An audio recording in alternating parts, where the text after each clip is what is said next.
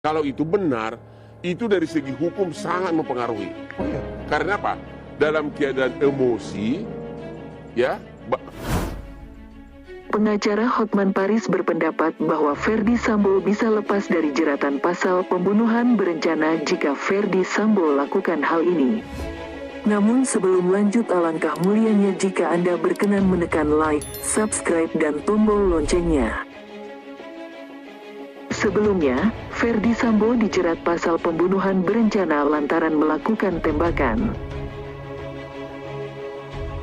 dan membuat skenario peristiwa penembakan terhadap Brigadir J dilakukan atas perintah saudara FS dengan menggunakan senjata milik saudara Barada RE, tutur Kapolri Jenderal Listio Sigit Prabowo.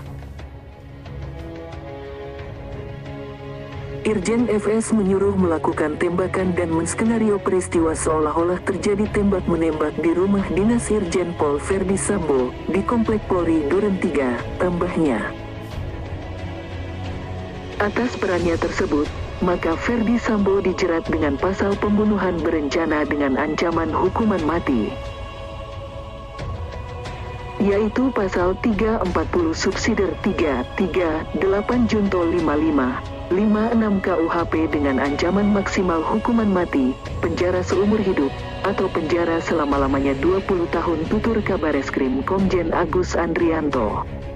Sedangkan motif pembunuhan Brigadir Yosua, berdasarkan keterangan Ferdy Sambo, adalah karena melukai harkat dan martabat keluarga. Tersangka FS mengatakan bahwa dirinya menjadi marah dan emosi setelah mendapat laporan dari istrinya PC yang telah mengalami tindakan yang melukai harkat dan martabat keluarga yang terjadi di Magelang yang dilakukan oleh almarhum Yosua. Kemudian tersangka FS memanggil tersangka RR dan tersangka RE untuk merencanakan pembunuhan terhadap almarhum Yosua, tutur Dirtipidum, Brigjen Pol Andi Rian dalam konferensi pers. Di sisi lain, Ferdy Sambo juga bisa lepas dari pasal pembunuhan berencana karena emosinya pada saat kejadian. Hotman Paris menjelaskan bahwa jika pada saat itu, Ferdy Sambo sedang dalam keadaan emosional, maka pembunuhan tersebut bersifat spontan.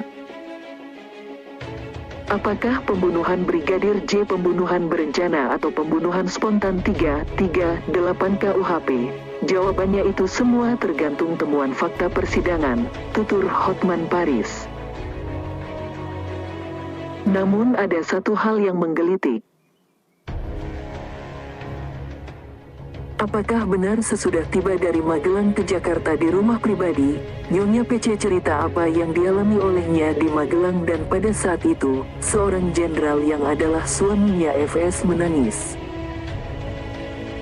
Keadaan emosi FS pada saat itu adalah kunci yang menentukan bahwa dia bisa lepas dari jeratan pasal pembunuhan berencana. Benar gak itu kejadian seperti kata saksi di BAP? Sebab kalau benar saksi-saksi kunci memberikan kesaksian bahwa seorang jenderal atau seorang suami menangis begitu mendengar cerita keluhan dari istrinya, maka bisa berakibat nanti ke apakah itu 338 pembunuhan biasa atau spontan atau 340 pembunuhan berencana, tutur Hotman Paris. Karena apa? Emosi berbeda dengan perencanaan. Kalau perencanaan tentu perencanaan matang, tapi kalau emosi bisa didalilkan itu spontan. Dan unsur pembunuhan spontan adalah salah satu kunci memenuhi unsur pasal 338 KUHP, yaitu pembunuhan spontan dan bukan pembunuhan berencana.